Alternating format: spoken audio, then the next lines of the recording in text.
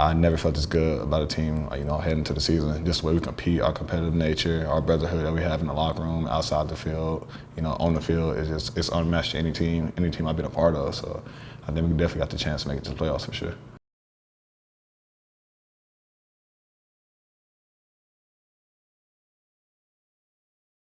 I'm here with SMU starting quarterback, Kevin Jennings, heading into your junior year here on the Hilltop. AP poll just came out.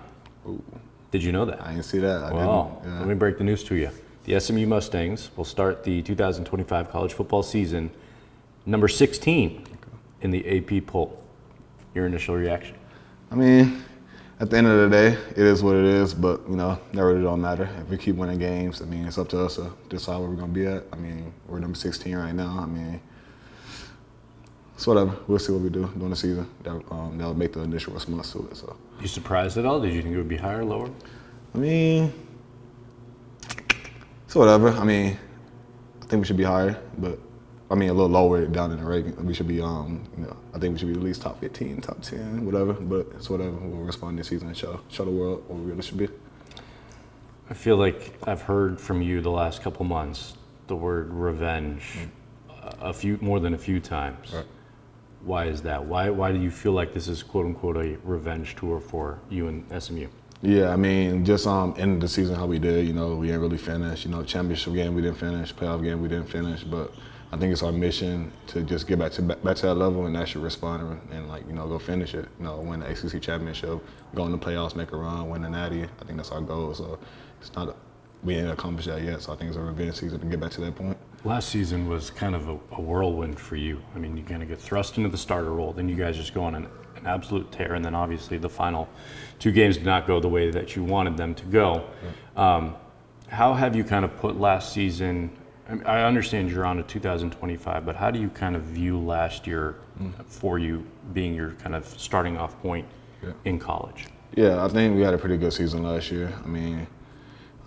Went undefeated in conference play, regular season play. So I think it's something that we can definitely look back at and, just motivate us again and go back to that same point, do the same thing over and over again. So, that's our mission this year, just, have the same type of ACC play and also just get to the main point and finish. And that's all we're looking at right now. Did that success last year kind of tell you guys that we can do this? We can go against some of the top programs in the country? Yeah, definitely. Heading to this, before last season, we knew we could do it. Everybody in our circle knew we could do it. The people outside didn't think so, but everybody that was in our circle, in our building, we knew we could do it. I think it's the same this year. People are still looking at it like, can they do it again, blah, blah, blah. But I think people in our circle know we're able to do it again. It's going to be a great year for us. Is there something to actually going out and doing it? There's one thing to have belief, but to, stack wins the way you do, and that kind of validates that belief. Did you feel like once you guys started going on that run that, it was kind of adding to that mindset? Yeah, just going on that run, it felt good just to know that you can compete at a high level, coming from an AAC conference, playing bigger teams in the ACC, it just add motivation each and every week, just like you stacking days, stacking weeks, and week by week, just winning. It just gives us a motivation throughout the season and know we can compete with anybody. Take me back to those last 2 weeks. Obviously games I think you would probably like to have back. Right. What did you kind of do to, learn from it, but also to move past it and use it as fuel for this year? Yeah, I definitely learned a lot from it. Clemson game, I learned that we have a great team on our hands. We're not going to give up. We're going to fight through. I think we were down 17 in the fourth quarter. We came all the way back. That just shows how good of a team we are and how well we're going to compete each and every play. But, we lost it, came up short. And I just think as a team, we learned a lot of values, a lot of lessons, just to, never take it for granted and nothing like that. And for me, I just learned, being smarter with the ball, making plays with plays need to be plays, throw the ball away, just learning things like that. So I learned a lot, and I think I really needed them 2 games to, heading to the season right here. What did you do after, the season ended? Was there anything that you did to kind of either get your mind off of it or to learn from it? What sort of, tangible things did you do to kind of, move on from that year? Yeah, the last game, I just kept replaying it in my head, watching film, just looking at the little mistakes I made that can't happen this year, just picking that and learning how I can be a better quarterback this upcoming year for my teammates. So, watched a lot of film in that Penn State game, just continuously, almost every day until I got over it, and, just looking forward to getting back to that point this year. Were you hard on yourself? Yeah, I'll say so, definitely. I mean, that's the only way to be, you know. Can't be soft on yourself. You got to be the toughest one on yourself. So I think that's how I take it. What has Coach said to you, though? Head coach Lashley. What has he said to you about moving on and kind of turning that page and not letting that stuff kind of linger in the back of your head? Yeah, he brought me into his office like a month after the season, and just checked up on me, made sure I was good, you know, asked me about the game, was I over it, and blah, blah, blah, stuff like that. He was like, you should get over it, you know, things happen. We're gonna make mistakes and all like that, but we gotta respond this year. So he checked up on me early well, you know, yeah. Does this SMU team have what it takes to get back to the college football playoff? I 100% believe so. Why? You know, I think I told the team, I told a lot of people this upcoming year, well, these past couple months, honestly, you know, summer workout, spring, I never felt this good about a team, you know, heading to the season. Just the way we compete, our competitive nature, our brotherhood that we have in the locker room, outside the field, you know, on the field, it's unmatched to any team I've been a part of. So I think we definitely got the chance to make it to the playoffs for sure. It would be historic if SMU could go the distance. I mean, is that the goal? Yes, 100%. You know, the sky's the limit all the time. You know, we're reaching for the top. You know, the top is a natty, so that's what we're reaching for. Nothing shorter than that. That would be historic. You have a history of winning historic championships. Yes, sir. How did your experience at South Oak Cliff and winning that first state title in 63 years and all the pressure that came with it, how has that kind of prepared you for this moment and maybe the pressure now that you're facing on the north side of Dallas? Yeah, I don't really see it as pressure. I see it like as a blessing, you know, a blessing from the Most High. You know, he prepared me for this moment. I think I prepared for this moment. My pops prepared for this moment. My family, you know, everybody prepared me. So I think it's just, you know, honestly, just another step. You know, I look at every game as just a normal game. You know, I'm going out there and playing my hardest no matter what it is. If it's a regular season game versus a, you know, bottom tier team, or is it a top game versus a top team? You know, play every snap the same, full speed, and you know, the outcome will come. Is there anything you can draw on from those experiences, even if it's in high school and in a state championship game, that can help you at this level? I don't know if it's.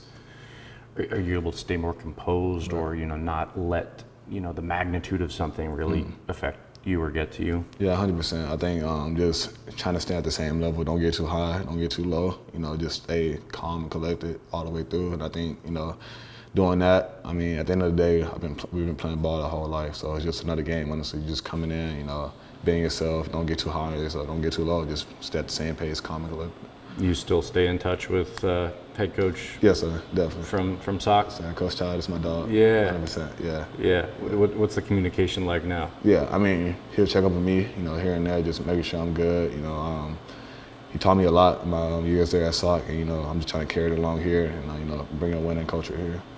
I mean, they're still a powerhouse now. Definitely. I mean, you guys set the standard. 100%. But yeah, so like, what are you thinking about SOC and head coach, Jason Todd, continuing to kind of create that dynasty there? Yeah, I'm already knowing they're gonna make a run no matter what. The past. Set your watch to it.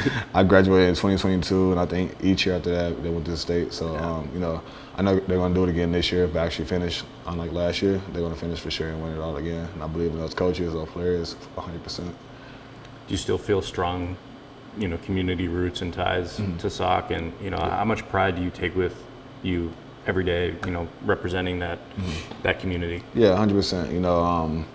Just going to that school, it's a big accomplishment. Just being there. It was the culture there. It was unmatched. A Dallas school haven't won a state championship in I don't know how many years. It was crazy. 63. Yeah, something crazy. Yeah, and for us to go in there and do that as a Dallas school, Dallas school, it's really just crazy. And everybody just stay connected over there.